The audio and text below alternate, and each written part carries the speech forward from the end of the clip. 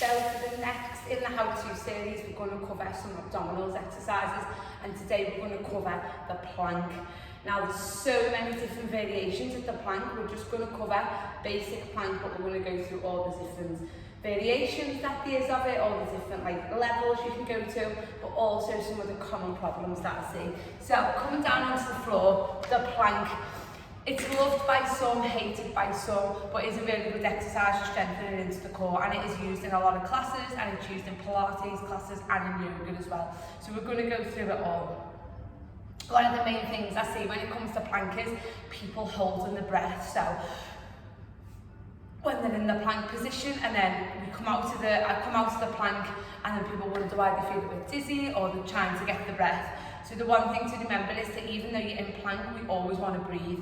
And the feeling that you want to have is if you needed the toilet and say you couldn't go, you want to draw, there's that feeling, you want to draw up on the pelvic floor so the abdominals feel braced and contracted, but at the same time, we don't want to be holding our breath. So while we don't want to be we also don't want to be and holding it in so we can't breathe. So it's about that bracing, as I'm doing now. I've contracted in, but I'm also breathing at the same time. So there's different ways to do plank. You can do plank on your forearms and on your knees. That's normally the easiest starter version. You can then come to forearms and then go onto your toes. But some people also prefer being on the hands into an extended plank. Some people always get asked what's the hardest. It's personal preference. Some people find that one harder on the hands, some people find being on the forearms harder. So it's one of those things where you'll know your own body. So when we first start with plank, if the core gets tired, the back always kicks in. So they're like friends. So if the core's I'm a little bit tired, the back goes, don't worry, no pun intended, but I've got your back, I've got this. And we start to arch into the back, we start to drop the hips onto the core, the form in the core goes. Sometimes people can get pain in the shoulders. That's normally if we're leaning too far forward.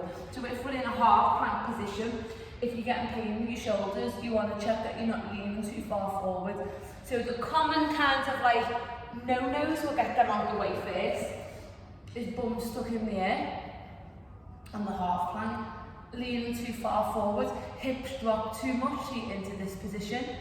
When it comes onto the toes, another one is with the bum in the air, or the opposite, where the hips are completely dropped, or where the back is starting to arch too much.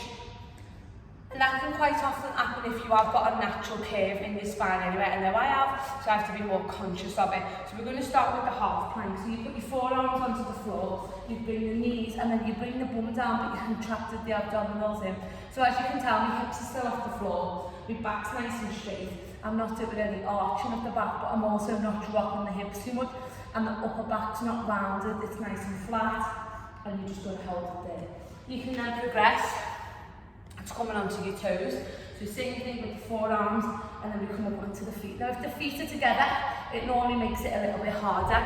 If you take your feet a bit further apart, you get a little bit more surface area, so you get a little bit more balance kind of for gravity coming down. So common ones in this, we'll see bums in the air, or hips massively drop to the floor, or as I said, we start to arch. So we're drawing in from the abdominals, we're relaxing the shoulders, the bottom is down, and we're just breathing. We're not rounding into the upper back's nice and flat, and we're just remembering to breathe. You can then come onto your hands, extend a plank.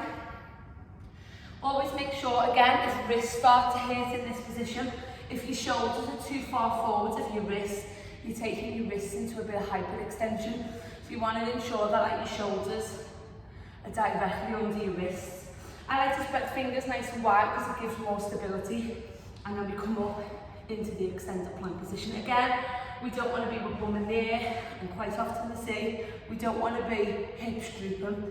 So it's a nice flat position. Again, feet together is going to make it harder, feet further apart, and we're drawing in. And with the plank, you're going to find there's going to be a little bit of shaking, especially if you're brand new to the plank. And that's just the muscles working under tension, so it's normal. Remember to breathe through your plank, no matter which one you're doing. Remember to listen to the body as well. So if the back starts to hurt, if the hips are hurting, you're bringing yourself out and you're doing another abdominals exercise instead of the plank. Plank's not for everyone, but it is one of the best exercises to do.